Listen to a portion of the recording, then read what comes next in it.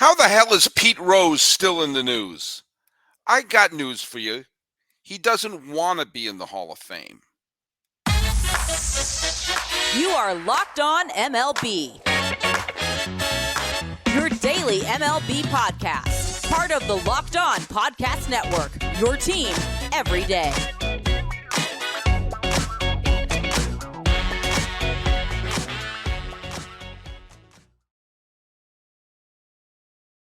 Hello, baseball fans. Welcome to Locked On MLB, part of the Locked On Podcast Network, where it's your team every day. This is the daily podcast. We talk about all of Major League Baseball. I am your host, Paul Francis Sullivan. If I wasn't, how would I have a lower third where I can claim that my name is Sully? I am an Emmy-nominated television producer who has been a baseball podcaster for well over a decade now. This is my fifth season here at the Locked On Podcast Network. Hey, follow us at Locked On MLB Pods on Twitter and Instagram. And for those of you who listen every day, thank you for being an everyday Sully. I really, really do appreciate it. And you could follow us at Locked On MLB Pods on Twitter and Instagram. Did I say that already? So I say Sully Baseball Podcast on Twitter? No, that's on Instagram. Does Twitter still exist? It's tough to tell these days. Anyway, you can check me out at Sully Baseball there. I'm recording this the same day as I did the Brandon Warren, so I do not have any answers yet for the trivia question, although I just posted the episode. Maybe someone got the answer right away, and if that's the case, I got to come up with a second trivia question pretty darn fast. Don't worry, I can come up with one. The question was, who is the only pitcher with a 200 wins and 150 career saves? Okay, no one's mentioned it so far, so I have another day for that trivia question. Hey, Rob Manfred, can't say I'm the biggest fan of his. He's done some things right. He's done some things wrong. I give him credit for the stuff that has worked. I like the fact that baseball is starting to adapt to some stuff. Like we do have, the pitch clock stuff has been terrific. The movement to make the game faster pace, not just in terms of length of game, but also the pace of play. Some of those rules have been terrific. I've liked the fact that he's eyeing a 32-team league with four regional divisions. I am not a huge fan of the universal DH, but I understand that if the universal DH was the difference between us having a prolonged strike and not having a prolonged strike, I held my nose. I have to say, I do miss having the leagues be different. I do miss going, do they have to pinch hit here? What are they going to do? I do miss that. But Manfred has been not honest about a bunch of things. I'm just now starting to unpack all the things. The mayor of Oakland, she visited Manfred when he was up in Seattle and basically brought receipts with her, as Rob Manfred has been dishonest and talking about that the city of Oakland never made offers. They didn't step up to the proverbial plate. Evidently they did, and the mayor of Oakland has brought receipts with her and have been handing out the materials to all the players, all the owners of the teams, as they vote on whether or not to move the A's to Las Vegas, which, of course, that whole thing has turned into such a disaster. There is a chance the A's could still be in Oakland in 2025. You don't believe me? There's nowhere to play in Las Vegas, and they haven't agreed to anything there yet. It's a catastrophe.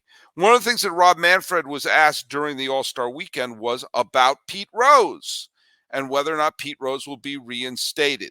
And, of course, he stated there's no movement in getting him reinstated and everything like that. And once again, this continues to be a point of conversation that, was Pete in the Hall? He should be in the Hall. He shouldn't be in the Hall. Oh, poor Pete. He's not in the Hall. He's paid enough. And for years, literally, both on my blog, Sully Baseball, and on the old Sully Baseball podcast, I broke down, here's the reasons why he's suspended and why betting on baseball is wrong. And even if you're betting on your team to win, what does that mean for the games you don't bet, all this other stuff. And I realized a few years ago that we're asking the wrong question about Pete Rose. And I have said these very words here on the Locked On MLB podcast, but since we have to keep revisiting the Pete Rose situation every damn year, I guess I'm going to have to repeat myself. Listen to me very closely if you're asking questions about Pete Rose's reinstatement or whether or not he should be in the Hall of Fame. Did he have a career worthy of being in the Hall of Fame? Yes. There's no argument about that. Did he do something that was warranted of punishment? Yes. And he's admitted to that. It took decades for him to do it, but he admitted that he violated one of the rules of baseball, which is you don't bet on games if you're involved with baseball. That's how we make sure the games are on the level. Was that suspension warranted? He should have been suspended. Yes. Has that created a deterrent? Well, yeah, we haven't had any gambling scandals since then. And could you make the argument that his suspension has been long enough and we've all learned a lesson? Yeah, you could make that argument. Okay? You could make that argument that when he agreed to the suspension, he could apply for reinstatement. Okay? So all that off the table. Why isn't he in the Hall of Fame yet? Well, he has gotten chance after chance for reinstatement. Chances in the 90s, chances in the 2000s, legit chances as recently as 2015. And yet, every single time Pete Rose has had a chance to be reinstated, he has done the exact opposite of what he needed to do to be reinstated. I'm going to do something that I don't normally do on a podcast. And I guarantee you, not a lot of baseball podcasts are going to say the words I'm about to say. But I am about to quote the poet Maya Angelou, the late Dr. Maya Angelou. That's right. I'm quoting Maya Angelou on a sports podcast. When people show you who they are, believe them the first time. This is applicable. Pete Rose would like to be in the Hall of Fame, but he would rather make money being Pete Rose. Pete Rose became a millionaire as a baseball player, but we know that he has had failed marriages, which cause problems to a bank account. And I'm going to go out on a limb. Do you think he had a gambling problem? I wonder.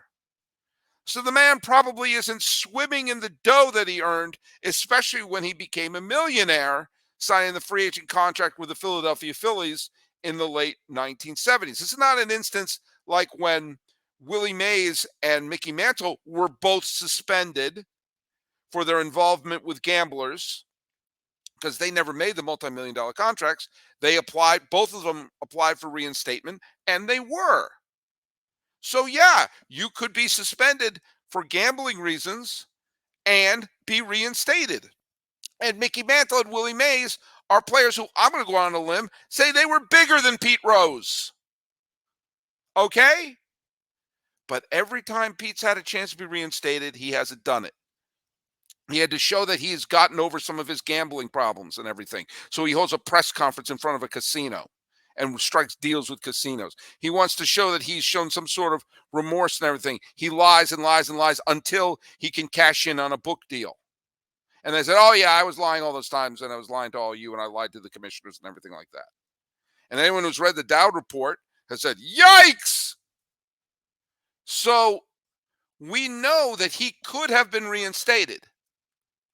And he has not been reinstated because he always does the opposite of what he needs to do, which, bringing us back to Maya Angelou, believe him the first time. He doesn't want to be reinstated. He wants to continue to cash in on being Pete Rose, which he cannot do if he is a member of the Hall of Fame. What are you talking about, Sully? Brought this up before. I brought up Willie Mays. How often is Willie Mays in the news? The greatest ball player, arguably, of all time. How often is he in the news? Ever? Once in a while? And locally here in the Bay Area, he'll come out and wave? He's never in the news. How often is Sandy Koufax in the news? How often are any former Hall of Famers in the news? When their record is on the verge of being broken or when they're dead? Pete Rose is in the news every year. Pete Rose sets up camp in Cooperstown to sign autographs and to sell autographs while the ceremony is going on. And, Pete, you're a martyr. Pete, you're this. Pete, you're that. Oh, Pete should be in, and he's still in the damn news. Pete Rose hasn't played a game in the major leagues since 1986, when he was a part-time player and manager for the Cincinnati Reds. Now, let's go. He hasn't been an all-star caliber player.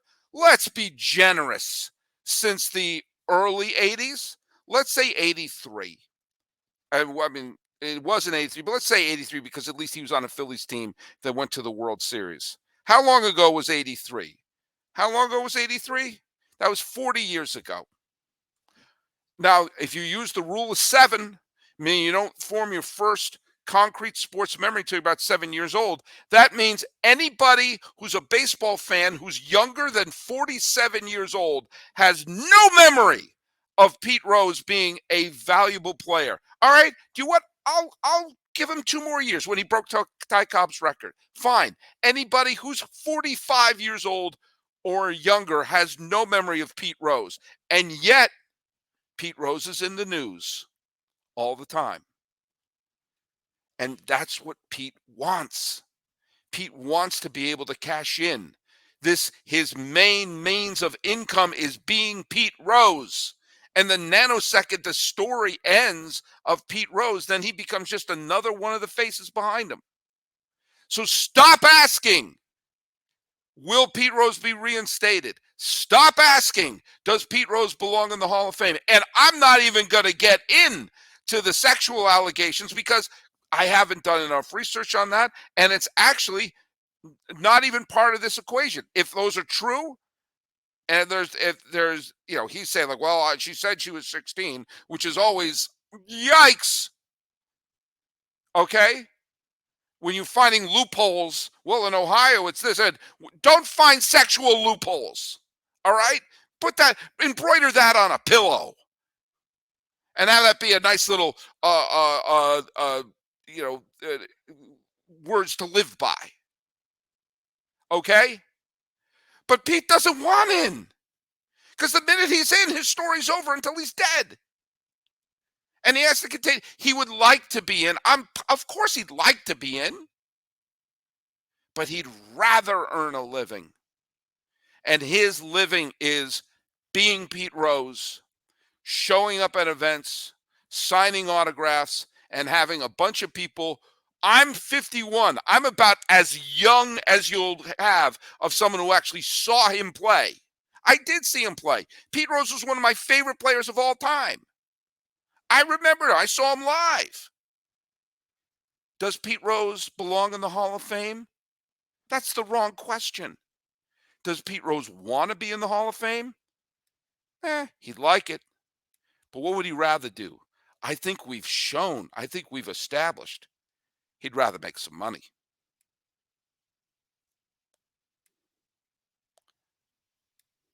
All right, let's talk a little bit about your motors. Let's talk a little bit about your car. Let's talk a little bit about, I'll just say it with me, eBay Motors. Now look for a championship team, it's all about making sure that every player is the right fit. It's the same when it comes to your vehicle. Every part needs to fit just right.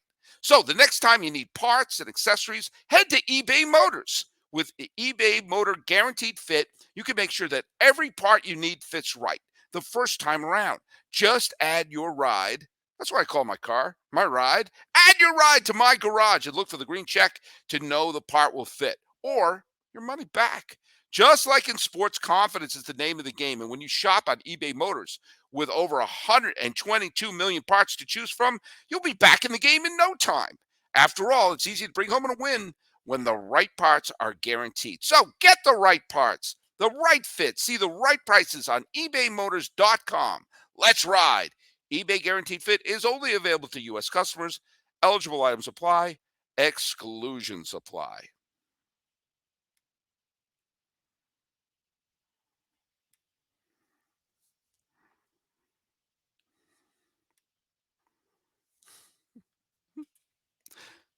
Okay, if you're watching on the video, I'm sorry I hit the bumper button twice. You must be thinking, how many times do I have to see that? Okay.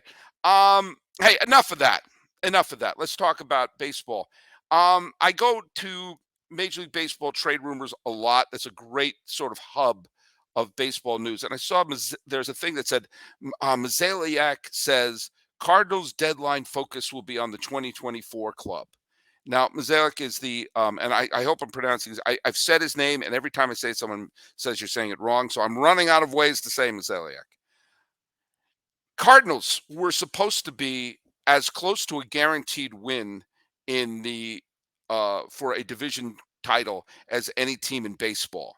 And I joked in the National League Central preview when we had all the guests of the NL Central. I said the Cardinals look like the only team trying to win. What will happen if they have a bad year? Well, we're finding that out, aren't we?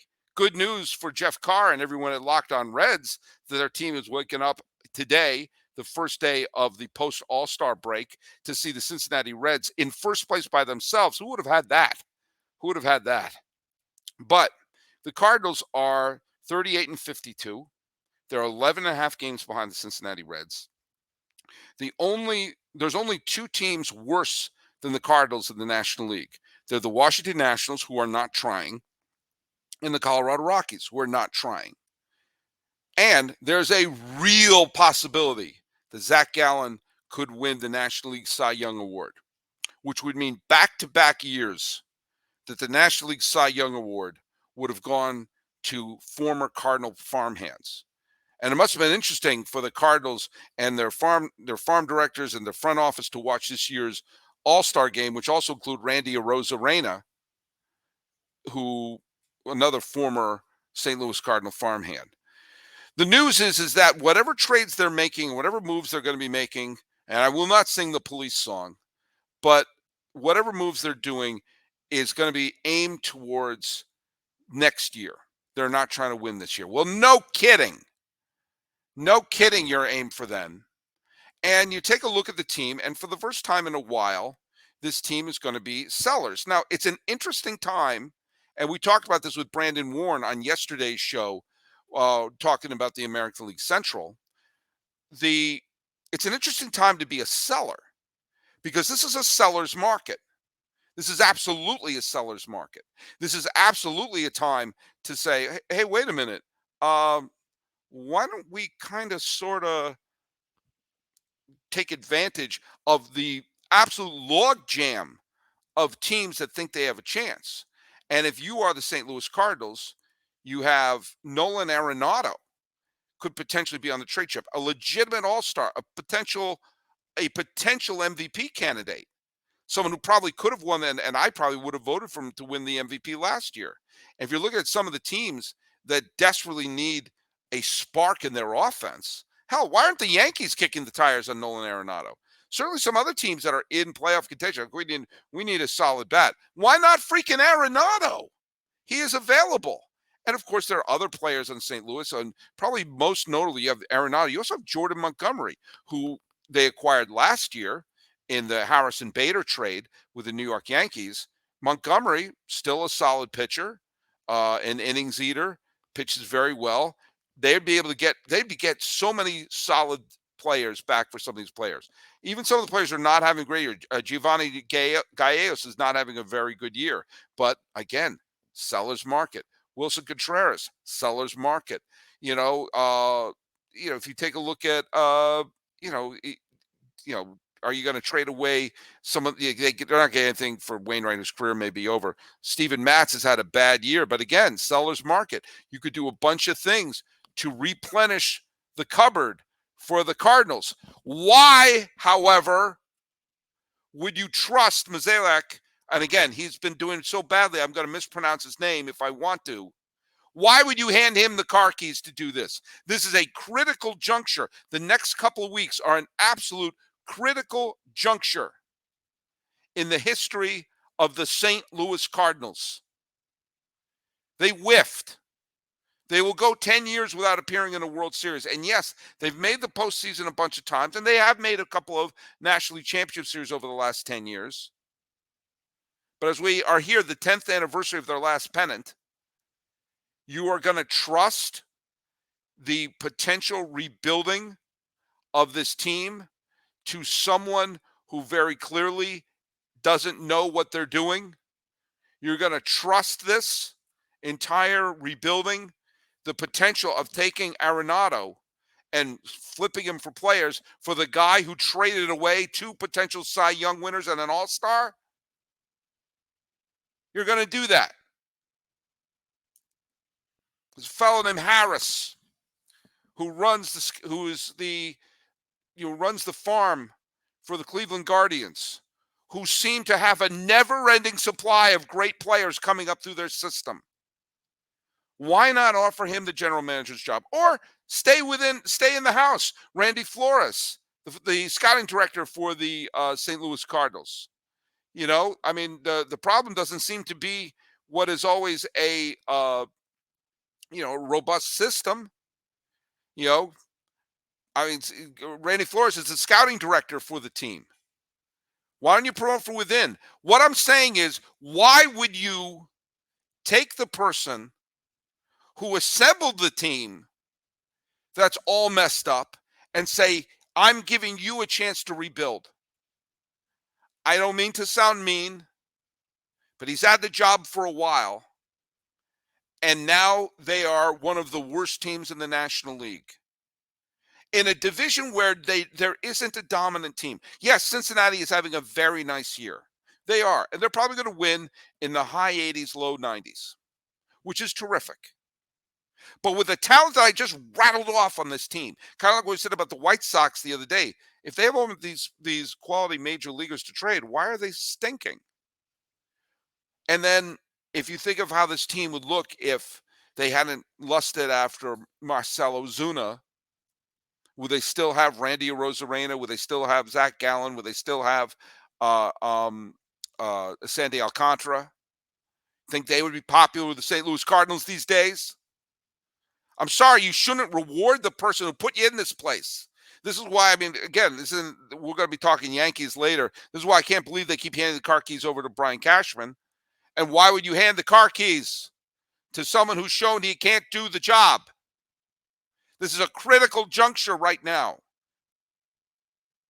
And you've had an all-star break to relieve him of his duties. Yeah, I don't like firing people, but I also don't think you should have people keeping the job when they show they can't do it. He's the one who put him in this position.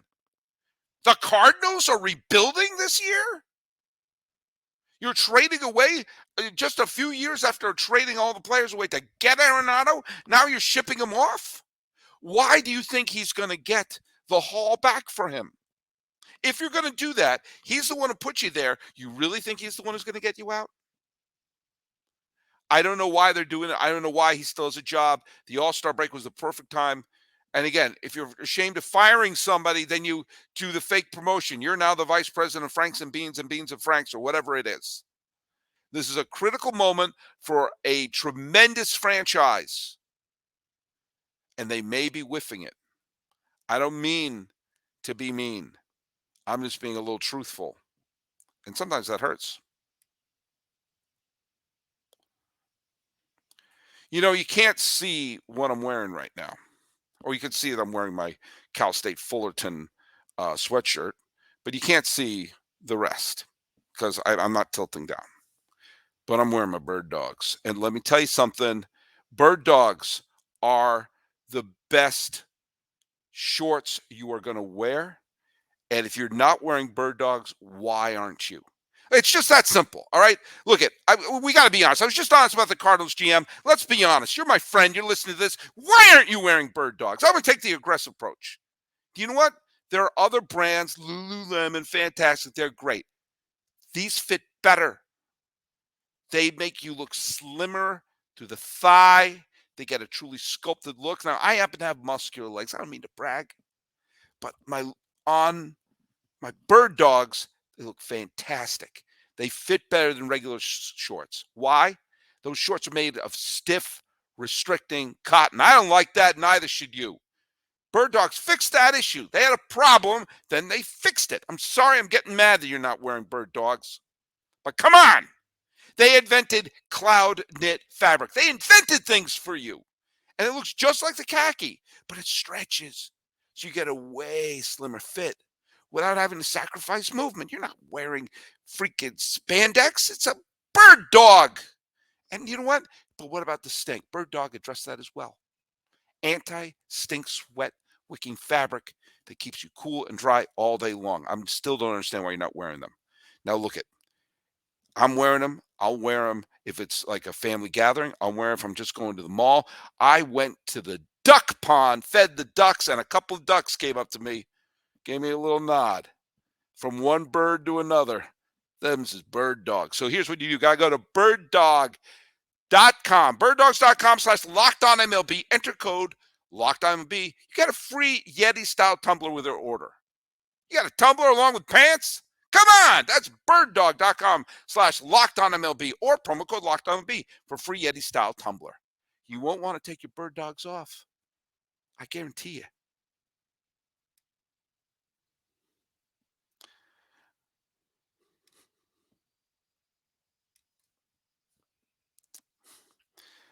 Oh, bumpers and bumpers and bumpers. Okay. Hey, forget all this. We're talking Pete Rose. We're talking Twins. We're talking all this. We're talking about my pants. We got ball games coming up. That's right. It's Bastille Day. We're going to lose our head because we got ball games coming up. What do we got? The Padres and the Phillies. The Phillies have been like the best team in baseball for the last bunch of months. They've been unbelievable. They've been under the radar, but they've been playing great ball. Now they're still on the outside looking in, but they're going to make a run at it. You have the Giants and the Pirates. The Giants are currently one of the wild card teams. The Pirates, who had such a phenomenal look for the first couple of, going into mid-June, they're in first place by themselves. They've spiraled. It's now time for them to get their act together. The Marlins and the Orioles, Alcantara, the aforementioned Sandy Alcantara, who has pitched pretty well recently, is going up against Kremer and the Orioles, who have been playing on a different level right now. What if this is a World Series preview? The World Series we could have had in 1997 if Roberto Alomar swung at that pitch from Jose Mesa. I digress. Hey, two teams that have playoff dreams dancing in their head. The Diamondbacks, who have fallen to a virtual tie with the Los Angeles Dodgers, but still are in a good position to make the postseason. And the Blue Jays, who have turned things around after I've called for their manager to be fired. Maybe the same thing will happen to the Cardinals. I called for the Blue Jays to fire their manager. They went on a roll. Maybe the Cardinals will go on a roll after I've called to fire their general manager. The Dodgers and the Mets. Boy, oh boy, did that look like an NLCS preview at the beginning of the year. The Dodgers holding up their end of the bargain. Now's the time for the Mets, who finished the first half pretty strong. They got to see if they can get back on it. Justin Verlander, this is why you're making this money. The Reds and the Brewers, this could be the most interesting series coming out of the All-Star break because the Reds and the Brewers are only a game separates them. Okay?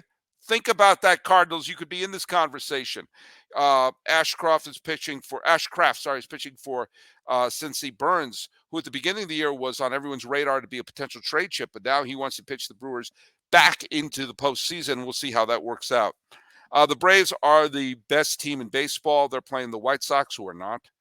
Charlie Morton is pitching, and the White Sox are basically holding auctions for the players as they're going on there. Red Sox and Cubs, big matchup in 1918. The Red Sox are climbing back into the playoff picture, only a couple of games out. The Cubs, they got to see. They have to go on a roll if they want to do anything time. Bellows pitching for the Red Sox, and he's been terrific. Hendricks is pitching for the Cubs. I wonder if the former World Series champion is going to be on the trade block. The Guardians are in first place. The Rangers are in first place. And they're facing off Gray versus Chiavalli. Interesting matchup. The Rays and the Royals. The Rays, who really slumped in the final weeks of the season of the first half, they're placing the Kansas City Royals. That's either going to be the elixir that they need, that they got a little bit of time off, got to, get their bearings and play one of the worst teams in baseball, or they could fall in a huge hole and the Royals could take advantage of it.